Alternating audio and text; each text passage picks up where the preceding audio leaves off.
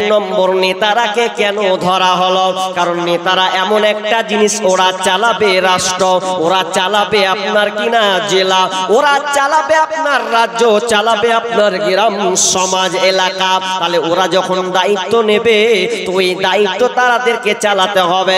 বিশ্বনবী এক নম্বর ধরার কারণটা শুনেলেন, মনে করলেন যে আপনি এমন একটা জায়গাতে আপনি একটা খুঁটা পুঁতলেন, খুঁটাটা পুঁতেছেন কি জন্যে? তো গরুটাকে আপনি আটকানোর জন্য, গরুটা যাতে অন্য ভুঁয়ে যেন মুখ না দেয়, এই জন্য আপনি খুঁটা দিয়ে গরুটাকে বেঁধে দিলেন।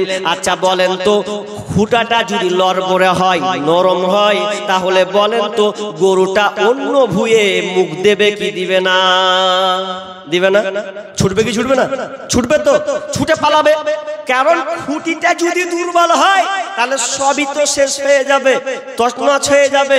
কিন্তু এটা হবে যে নেতা যদি লড়বড়ে হয়, তাহলে নেতা লড়বড়া হলে সব শেষ, দেশই ছারখার হয়ে যাবে নেতাদের কারণে। কারণ আজকে বর্তমান দেখেন কি নেতার অবস্থা। এ নেতা নয়, এই লেতা, লেতা, A V লেতা, O V লেতা, vote V লেতা, সব কুছ লেতা, ছাড় ফাড় কে মূর্খে লেতা।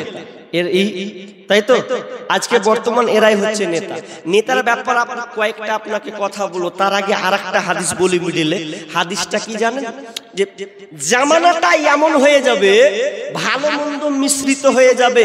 জামানাটা এমন এমন অবস্থা হবে, ভালো মন্দ মিশ্রিত হয়ে যাবে, মানুষ দিশেহারা হয়ে যাবে, বুঝতে পারবে না।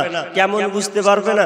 হুযায়ফা রাদিয়াল্লাহু তাআলা আনহু তিনি আল্লাহ রাসূলকে যখন কোনো প্রশ্ন করতেন তখন অকল্যাণ সম্পর্কে প্রশ্ন করতেন, কোনখানে খারাপই আছে ওখানে প্রশ্ন করতেন। কেন করতেন জানেন? যাতে ও খারাপ থেকে বেঁচে যায়, এই জন্য আল্লাহ রাসূল তিনি কি করতেন? প্রশ্ন করতেন।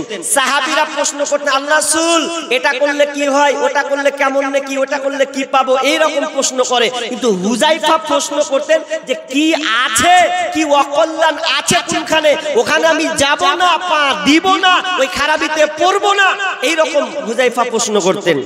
একদিন আল্লাহ রাসূল প্রশ্ন করছেন, ইয়া রাসূলুল্লাহ ইন্না কুন্না ফিল জাহিলিয়াতি ওয়া শাররি, ও দয়ার নবী গো, আমরা ছিলাম অন্ধকার কারাচ্ছন্নতার যুগে।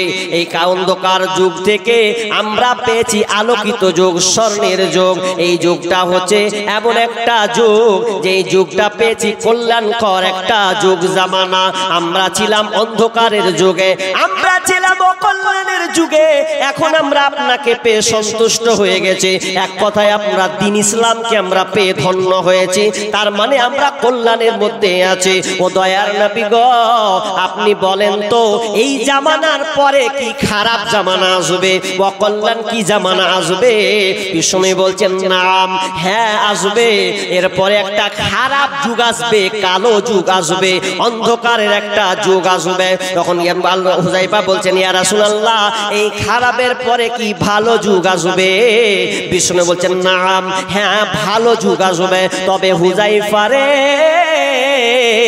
তুমি জেনে নাও, ফিহি দাখানুন, এই যুগটা হবে, ফিহি দাখানু, এই যুগটা হবে অন্ধকার একটা, এই যুগটা হবে ধোঁয়াশে যুক্ত যুগ, অস্পষ্ট একটা যুগ হবে, ঘোলাটে একটা যুগ হবে। সেই যুগটা এমন হবে যে যুগটা অস্পষ্ট একটা যুগ হবে। সাহাবী বুঝতে পারলেন না, ওয়ামা দাখানুহু ইয়া রাসূলুল্লাহ, এই অস্পষ্ট যুগটা কেমন, ধোঁয়াতে যুগ কেমন, অস্পষ্ট যুগ একটা কেমন, আপনি একটু বলে দেবেন। তখন বিশ্বনবী বলছেন, হুযায়ফা রে সেই জামানাটা হবে আমার আদর্শ ছেড়ে দিয়ে, আমার দিন ছেড়ে দিয়ে, আমার সুন্নাহকে ছেড়ে দিয়ে মানুষেরা বিজাতির অনুসরণ করবে, বিজাতির আদর্শকে মেনে নেবে। আমার আদর্শকে ভালো লাগবে না, আমার সুন্নাহকে ভালো লাগবে না, আমার সুন্নাহকে বাদ দিয়ে তারা বেজাতির অনুসরণ করে চলবে। এ করতে করতে আবার প্রশ্ন করছেন, ইয়া রাসূলুল্লাহ এরপরও কি খারাপ যুগ আসবে? বলছে হ্যাঁ খারাপ যুগ আসবে, সেই যুগটার মধ্যে ভালো মন্দ মিশে যাবে। ওই যুগটা এমন একটা যুগ হয়ে যাবে, এক প্রকার